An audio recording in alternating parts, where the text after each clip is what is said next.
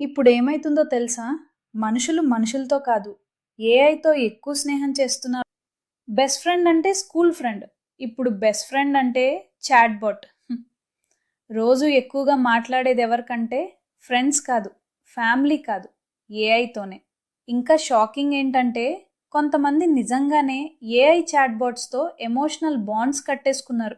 వాళ్ళు తమ personal secrets, traumas, depression, ఆందోళన, అసురక్షిత భావాలు అన్నీ ఏఐకి చెప్పేస్తున్నారు.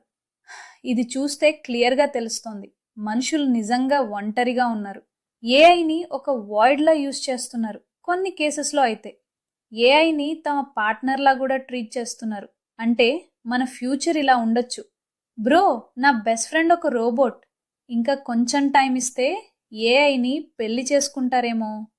ఇలాంటి మైండ్ బ్లోయింగ్ ఫ్యాక్ట్స్ కోసం మా ఆయో మైండ్ ఛానల్ను సబ్స్క్రైబ్ చేయండి.